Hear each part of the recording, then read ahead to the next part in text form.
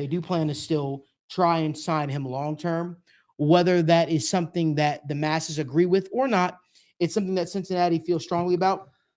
But Daniel, what say you? What are your thoughts? So there's obviously twofold to this. First thing is championship is everything. And that's what I feel like a lot of, people are get caught up in, right? You want to look at long-term success. I understand that, but let's talk about a championship. Let's talk about winning one, right? And when you talk about winning one, let's talk about this season.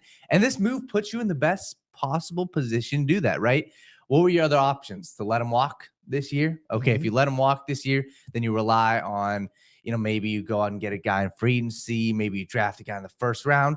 So many different variables other than sticking with what's been working. And Tee Higgins is what's been working. Tee Higgins is a guy that you don't have to change much. So that's how I look at it. First off, is you have a good compliment to Jamar Chase, right? Tee Higgins, when he's on, when he's healthy, we've talked about this, one of the best 50-50 ball receivers in the NFL. And you just get consistency. So that's what I look at with this. You get consistency. You don't have to rely on somebody else. And you have two of the top 20 wide receivers in the NFL on the roster this season.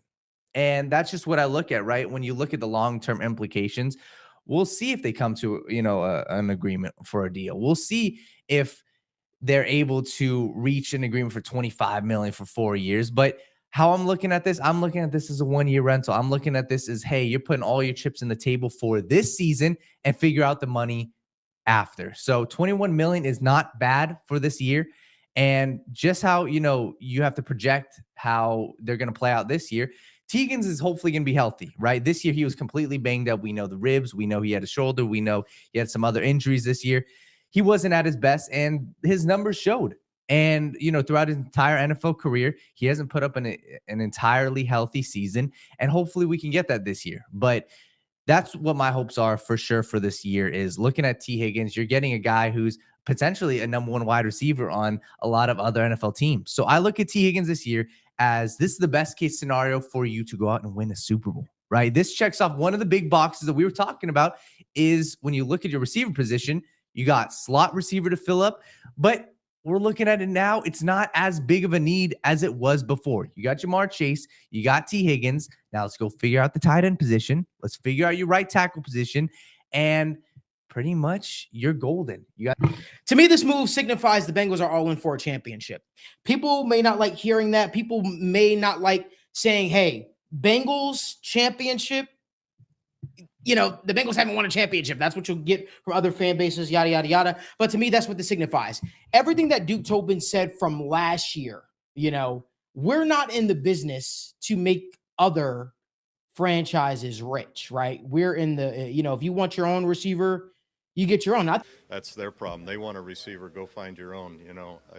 In my opinion, Tee Higgins is a good piece for the Cincinnati Bengals. Obviously, we want a long-term deal done for T, but here's the one issue with that, guys. Here's the one issue with that, and I've talked about it briefly on State of the Jungle on Wednesdays at 7 p.m. Eastern time.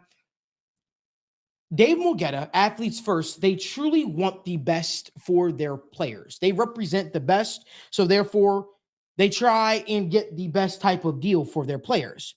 Now, the one issue when it comes to Tee Higgins is Tee Higgins hasn't played, number one, a healthy season fully, and he hasn't put up the greatest numbers that may, average out to $30 million a year or whatever said money, might be. So it makes things a little bit hairy. And honestly speaking, this is in the best benefit of Tee Higgins while they also try and negotiate a deal. But maybe if they don't get a deal done, hey, at the very least, I'm making $21.8 million this year. I could prove myself. I could prove that I can stay healthy. I could prove that I could be an elite receiver, and then I cash in big. Now, but to me, this signifies the Bengals want to win. Yeah. The hope is, hey, let's negotiate a deal with Tee Higgins. Let's see if we can come to an agreement with Tee Higgins. He never plays on that franchise tag. All's good and well in Bengaldom.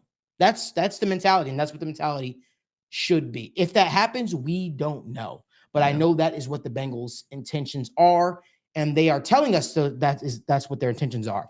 Furthermore, this means to me, they're in on a championship. Never, not to say that they never weren't, right?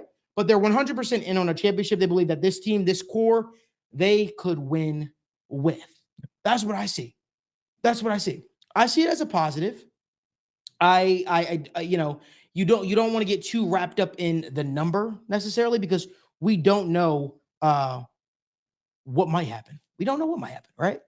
The simple fact is, I'm excited for I'm happy for Tee Higgins because he's such a great guy. Yep. He's such a great guy, humble guy, right? You know, at the very least, you do want to see these guys get paid, especially when they work their entire lives to get to this point.